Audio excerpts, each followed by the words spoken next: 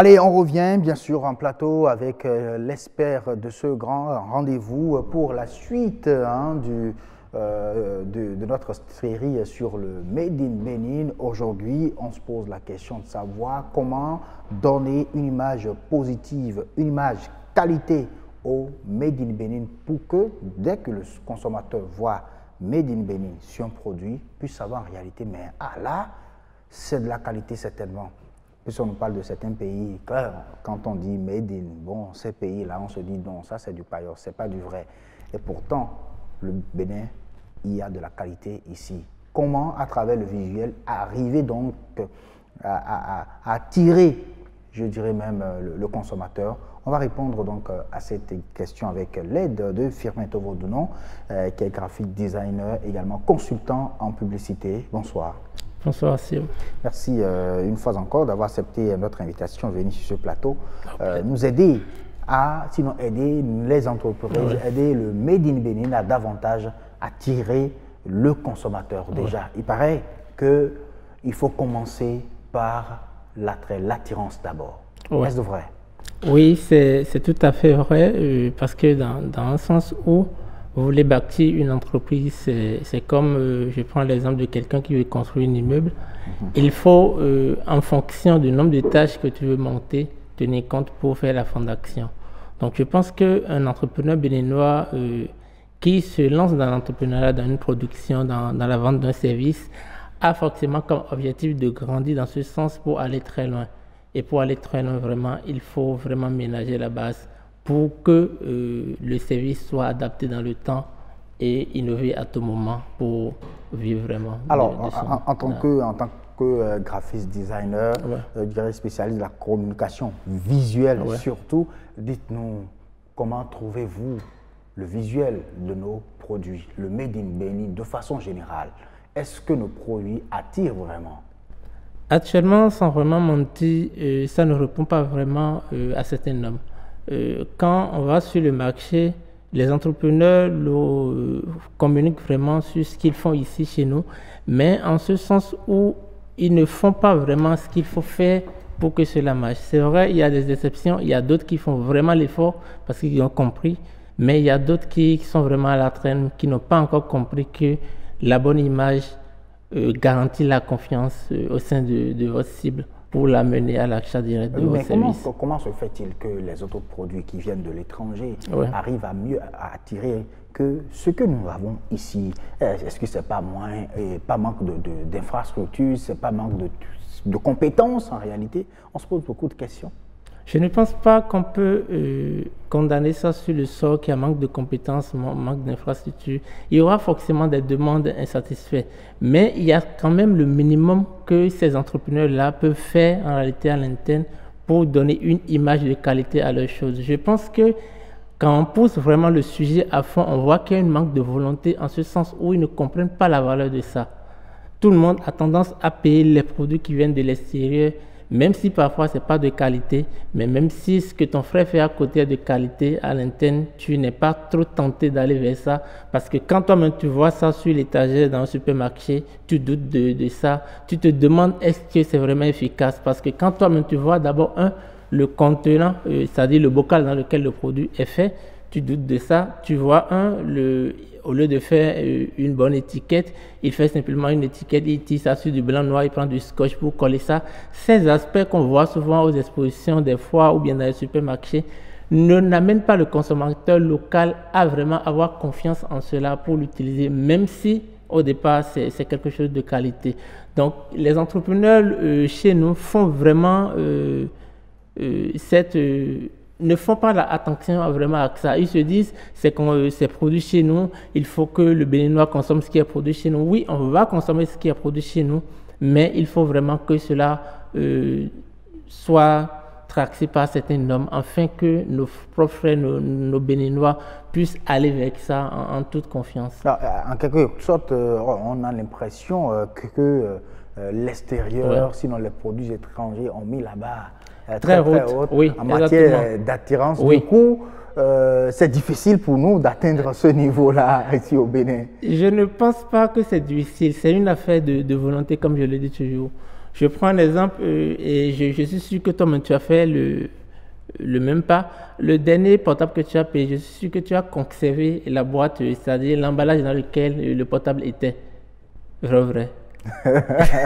C'est une question. Les téléspectateurs vont y répondre. Souvent, aussi. majoritairement, on conserve ça parce que quand on voit comment le portable est emballé, c'est tellement joli, c'est tellement beau, au point où, malgré que c'est seulement le portable qu'on veut utiliser, on se permet de prendre le bocal, c'est-à-dire le carton, pour rendre le décor de son bureau ou bien de sa maison. C'est-à-dire, on ne veut pas le lâcher parce que c'est tellement joli.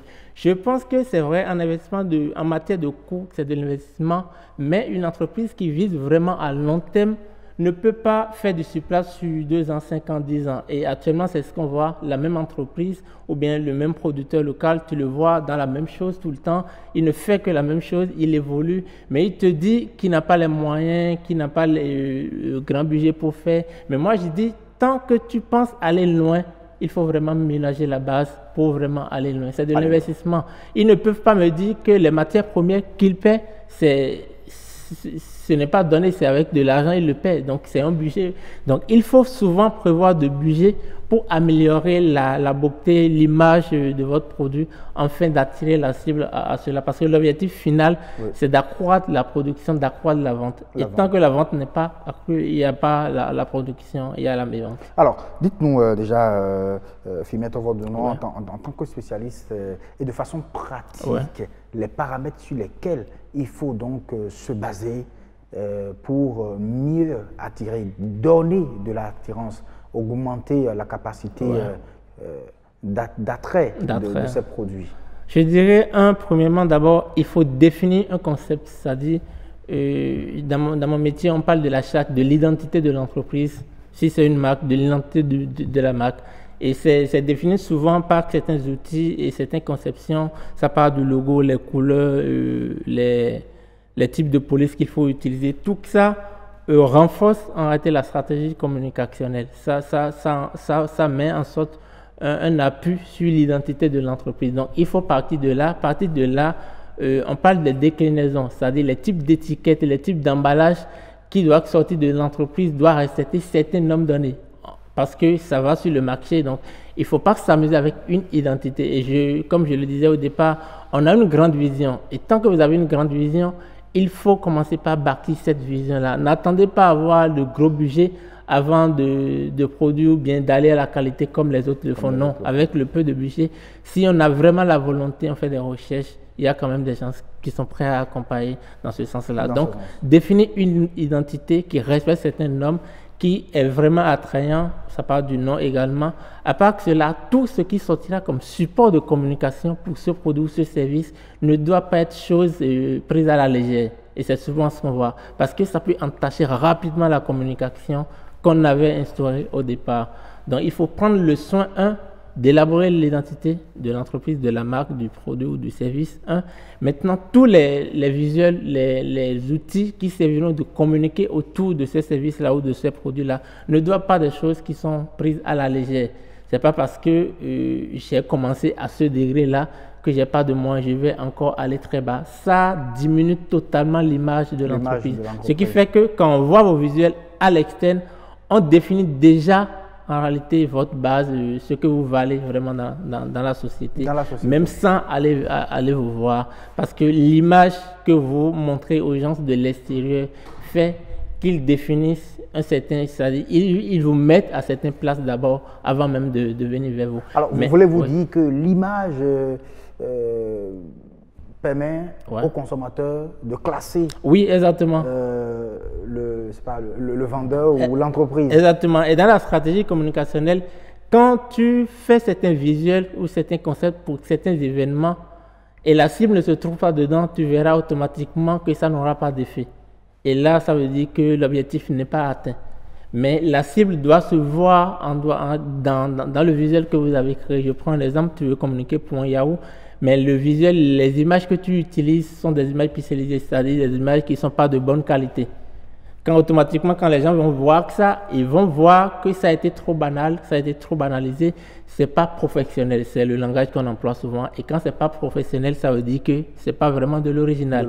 Ce qui n'est pas vraiment vérifie. Si l'image n'est pas originale, ça donne... Voilà, que le produit n'est pas original. Le produit non plus. Donc celui qui a produit ça n'est pas vraiment quelqu'un de confiance en ce sens-là, ou bien l'entreprise. Donc ça peut rassurer oui, l'image rassure. visuel. Oui, l'image rassure. Alors là, donc il y a beaucoup de choses à faire ici, chez nous, carrément en matière de visuel, de conception, par rapport donc à nos entreprises. Est-ce que c'est ça le réel problème du Made in Benin? Dans mon domaine à moi, en tant que designer graphique, je vois que ce volet-là est vraiment mis à très bas niveau aux côtés des entrepreneurs. Ils ne taillent pas vraiment de l'importance. Et comme je le disais au début, il y a très peu qui ont pris conscience de ça, qui investissent vraiment dans l'image de leur marque et qui essaient d'avancer. Mais par contre, la grande majorité n'ont pas encore vraiment compris. Ils sont toujours encore dans le familial, c'est-à-dire la consommation familiale. Le consommer, vendre à ses proches. Or, il faut qu'on avance, il faut qu'on aille à des degrés assez élevés que ça. Même quand tu fais un produit, tu as un produit qui n'est pas assez présentable. Même quand tu vas faire des dépôts dans certains supermarchés, ils ne vont pas t'accepter parce que quand eux-mêmes voient que ça, ils ont honte de présenter ça à leurs clients en fait, malgré que c'est de qualité. Ils ne te diront jamais que c'est à cause de ça, à cause de l'emballage et autres là, mais ils gardent ça à cœur. Mais eux disent, nous on a déjà dépassé ce niveau-là, on ne peut plus présenter ce genre de produit à nos consommateurs, à nos fidèles clients, parce que les clients peuvent douter de nous. Et si les clients doutent de nous, à cause de vous, on va perdre le marché. Merci beaucoup à vous, Firmin Tovodounon, pour toutes ces explications. On comprend tout simplement qu'avec le visuel, on peut donc classer l'entreprise. Avec le visuel, les entreprises aussi peuvent mettre en confiance donc, les consommateurs. Et je pense que le Made in Benin a beaucoup à faire dans ce sens-là, pour que davantage on puisse donner l'image qualité qu'il faut pour permettre aux uns et aux autres, surtout les Béninois, de consommer ce qui est produit chez eux. Merci à vous et à très bientôt. Au plaisir. La série va continuer certainement demain sur le Made in Benin avec l'expert, le coach Jérôme Popola qui sera là demain avec le nom. Nous allons parler de comment est-ce que les Béninois, les entreprises béninoises peuvent se mettre ensemble pour maîtriser le marché local. C'est aussi un aspect, un paramètre sur lequel il faut donc se baser pour continuer.